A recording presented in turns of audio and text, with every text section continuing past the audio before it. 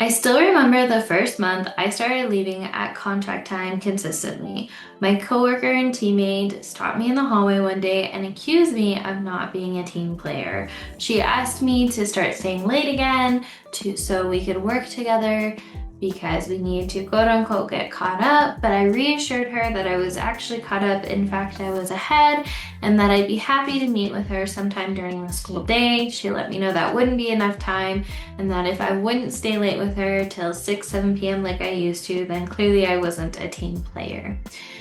And I'm gonna be honest, this wasn't the only time. Whenever I post online, I get comments telling me how leaving on contract time is a detriment to my students and planning ahead can only hurt them. Well, today we're talking about why you feel guilty about leaving at contract time. So with that being said, let's dive in.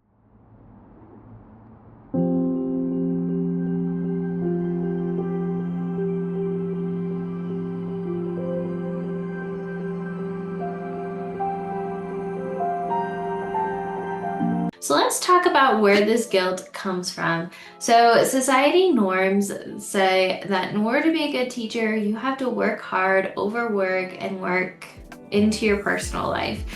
We see it on social media. We hear about it before we even start the profession, typically before we even enter college. And all of this to say it's much like the martyr teacher syndrome. The more we work, the more we can say, hey, well, I work hard, so clearly I must be making a difference. And we often hear from our mentor teachers, even sometimes, that in order to be a good teacher, you're gonna have to make some sacrifices. There's also the unspoken school culture. Hard to be the only one or few in the building leaving at contract time. You might have other teachers snickering and judging when you leave, much like I did with that coworker who would snicker every time the teacher down the hallway would leave on time with her husband. And there's a fear of being that teacher, the one that teachers judge and say that you don't care about your student because you have a personal life. So now that we talked about where the guilt comes from, let's talk about why this guilt feels so real. So you don't want to stand out from the crowd, you want to belong, and that's just natural biology. Whenever we do something we fear that questions the status quo, we're separating ourselves from the pack or the herd, and naturally we're going to come up with some fear around that. And then we have these internalized expectations to reflect our worth that we need to reflect on. So this is why this guilt can feel so real and it can be so hard to want to change. But now that we talked about where the guilt comes from and why the guilt feels so real, let's talk about how to shift it. So first off, leaving on time is neutral. It's neither good nor bad. It only assigns the meaning that you assign it.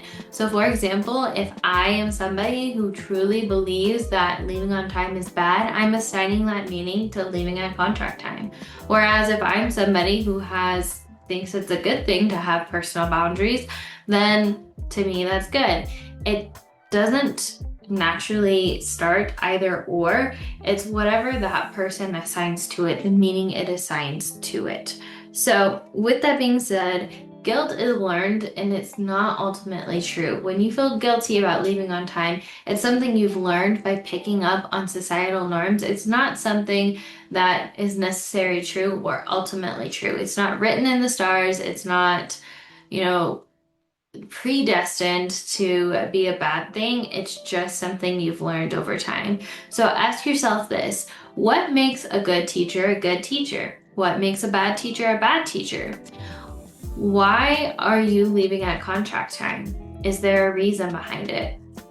Now let's talk about what you can do once you answer that question.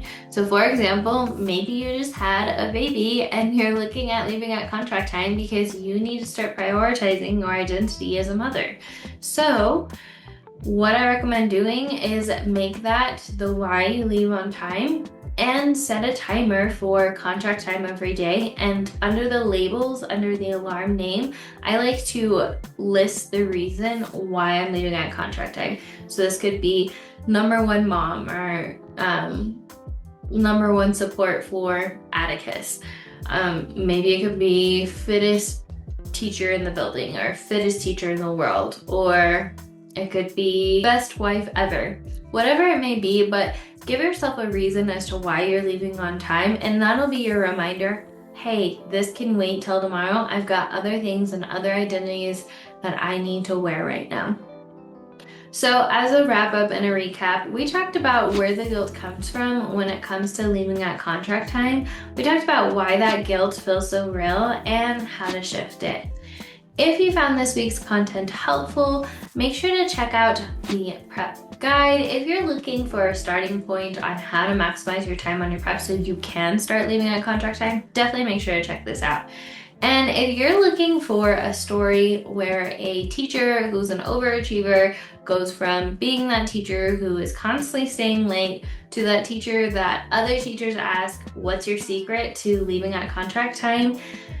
Make sure to check out That New Teacher Next Door, my book on how this overachiever, people pleaser went from that overworking to dropping the martyr teacher identity and becoming the teacher who knows she makes an impact every day and the systems she took to get there.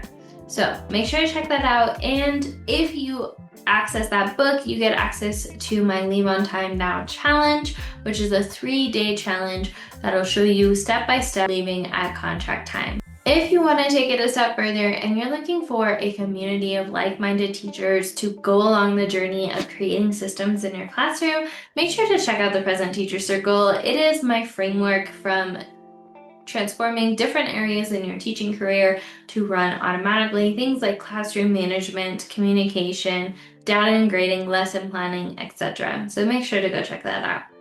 Thank you so much for joining me this week. What was your biggest takeaway? Let me know in the comments or send me a DM. As always, remember, we are stronger together, and I'll see you in the next one, Teacher Bestie. Bye!